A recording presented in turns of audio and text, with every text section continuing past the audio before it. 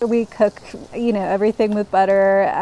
Yeah, I mean, we eat a lot of butter. We drink a lot of milk. Thank goodness we do milk our own cows, because if we had to buy milk, we would be very poor, I think, after having teenagers drinking all the milk that they do.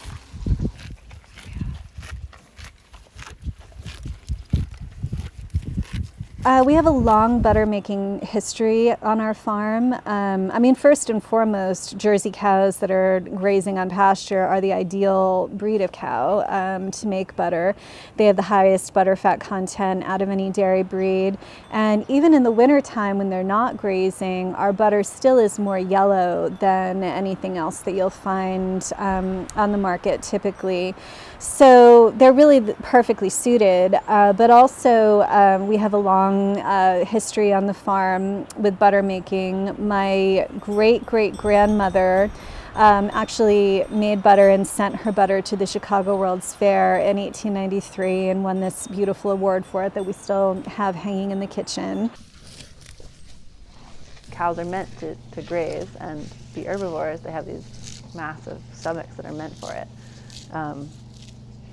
And when we feed them corn and soy, we're sort of tricking their bodies into a different pathway, and that can lead to some cows that aren't as well adapted to do that, to have shorter lives or get sick more often or things like that. So in my system, yeah, our system is marked by significantly less health issue at all. Our cows are also making less milk. Like I was looking last night because I was filling out my organic annual report to submit to the certifier, and they need a herd list every year, and I sorted it by age of cow, and I had like many cows that were over 10 years old, and I was like, oh wow, I didn't realize she was that old, and that was kind of cool to see, cows that have just been easy keepers and they're over 10.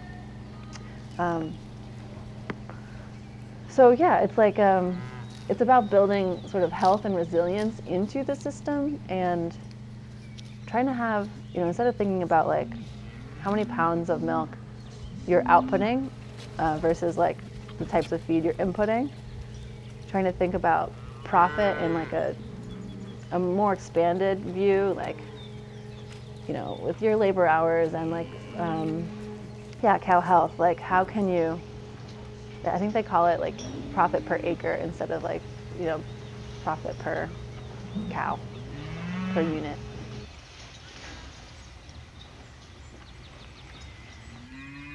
I grew up here when my grandfather was running the farm.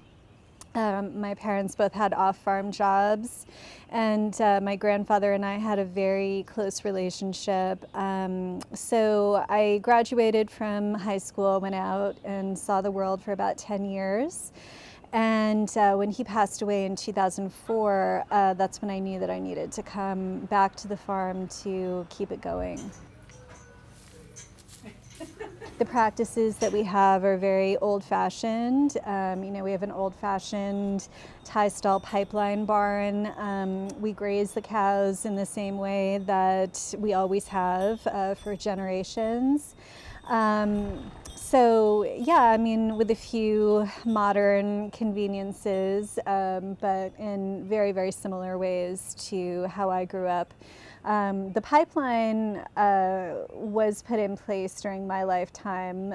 Before that, I still can remember we had a dumping station in the middle of the barn, and he would milk into cans, and he would pour the cans into the dumping station to go into the milk house. And I still remember the smell of the warm milk like being poured into the dumping station.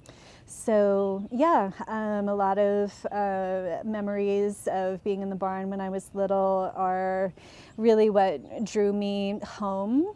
The love of our traditions and of him, and knowing how important it was for the farm to keep going after he was gone.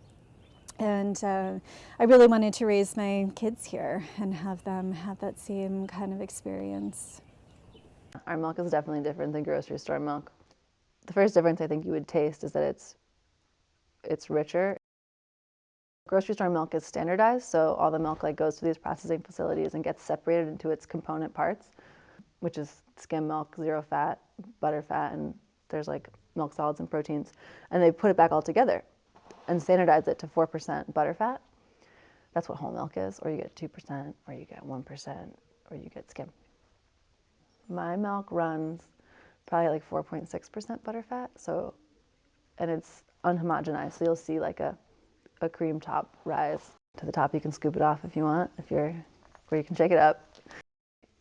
Our milk is also like, you know, eating lots of grass makes for like a sweet, sort of clean tasting milk. I mean, I think you'll often get a clean taste in the grocery store milk as well, but this like sweet creamy is what you'll taste. But it's not just the flavor that's different.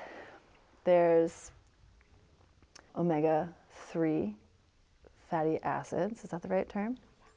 And conjugated linoleic acid and beta carotene and vitamin A and vitamin K. And those are things that are just really a lot higher in 100% grass-fed milk. And they're things, you know, those are like, yeah, things we definitely need more of. I mean, they're high in, it's like the good fats idea, right? Things that are like, yeah, super nourishing. Yeah, fats. They're like the grass fat. In our area of the Catskills, it really, you know, it is perfectly suited for dairy farming. Other types of farming don't work as well here because we have beautiful pasture and beautiful land, but it's not wide open. It's very mountainous and hilly. So, you know, it works great for grazing cows. It doesn't work great for big commodity agriculture where you need a big combine to come in, you know, to do acres and acres of other types of farming. So it's perfectly suited for dairy, and that was really the strength of our area for the longest time until recently when you know, dairy farms started getting bigger, and you know, the smaller dairies are dying out more and more as you know, the markets are flooded with milk from big dairies. Let me describe our grazing system. I call it intensive, no, let's see, what do I call it? It's a variation on intensive rotational grazing, but I call it adaptive planned grazing. I plan where they're going to be going in advance, at least for, say, a month or so ahead of time. I want to like have a map of where like each group of cows, which is often like 5 different groups of like age groups or weight or like nutritional need, where each of them are going to be on the farm, so that I can also map where they're, you know, when they're going to be back in a particular field. So the deal is that you're trying to have the cows in one place for a short period of time, and they can't come back to that place until that grass is fully regrown. Recovered is the term that we use, and the reason for that is that we want the grass to be able to be pumping carbon into the ground. It's photosynthesizing and interacting with the soil. It's growing its root systems. It's like, you know, putting out an elaborate, interactive root structure that is increasing the soil's ability to hold water. It's increasing the like nutrient uptake into the plant itself, making the plants more nutrient dense. It's like the whole thing. It's like what we're trying to do here. As much as we're trying to make milk, we're like trying to work on that particular cycle. That's what's important. So the reason that raising cows in this way is good for water systems is because we don't have like a concentrated spot where the cows are just like pooping all the time. They're all over the place. They're moving in a way that if they, you know, poop here today, they're not going to be able to poop in that spot again for like a month, 45 days, 50 days, however long it'll take that grass to recover. And the number changes because of how much water we get, how much rainfall we get, yeah, if it's super dry, it might take longer for the grass to get better. And in that same period of time, there's like dung beetles, there's birds, there's like all sorts of creatures coming in to like do their part in the ecosystem and turn the manure into something like really beneficial for the environment. So yeah, that's like this system, you can use cattle to like make a better water system, and that's pretty cool. All of our milk at this point into our butter. And we used to have a small processing plant right here on the farm, right up the road. So last May, we shifted our processing off the farm to West Meadow Creamery in Johnstown. And that's been an amazing step forward for us. We haul our milk up there along with the milk of right now 7 other Amish farms that are in that area. And they all have very similar practices as we do. None of them have over 30 cows. They're all very small. And so we are at the point now where we're expanding our markets, and West Meadow has equipment and a facility that has allowed us to do that in a way that we never could have here on our little small farm plant.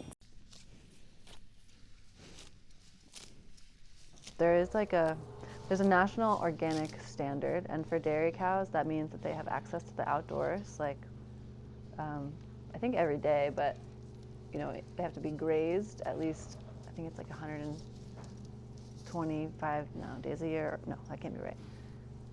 It's more than that. It has to be more than that, right? Because that doesn't seem like very much. I'm like, what? It has to be more. But there's a grazing requirement. So it's trying to ensure that your cows get outside and are like eating real grass. And yeah, we're, you know, also chemicals, right? It's like there can't be pesticides, herbicides, or synthetic fertilizers put onto the ground that the farm is using for feed, whether it's on that farm or any other farm with feed you're buying in. And health-wise, you know, you're not allowed to like use antibiotics, which is an interesting part too, because that's something that folks in the conventional world kind of fault organics for, in this like, we love our animals like they're our family, like wouldn't you antibiotics if it was sick? Organics is really about a total change of like mind frame and system. So in a conventional system, it is often true that, you know, you're going to see more illness because of the way the animals are eating and the way they're housed and the expectations on their production, on their like bodies. In an organic system, this isn't always true. There's organic that's grain-fed, and then there's what we are, which is grass-fed organic. So our cows don't get any grain at all, and we've been selecting genetically through, you know, the last farming here for cows that do well in that system. So that's like one of the first steps. But you know, you're also just like feeding the cows the best forages you can make and grazing them in these like, you know, very intentional ways to get them the highest quality nutrition from the grass to meet all of their needs and keep them healthy. Cows, right, they love the barn. It's like their safe spot, but it's just a thing about cow eyes. They cannot see depth very well. So they get scared of the gutter if it doesn't have hay in it, because this makes it look full. It gives them a sense that there's a bottom. And if it's empty, it just looks like it could be a cavern, you know, the Grand Canyon of the barn. And even though they're here every day and they've definitely stepped in it and they know that it has a bottom, it doesn't help. You never know. You never know.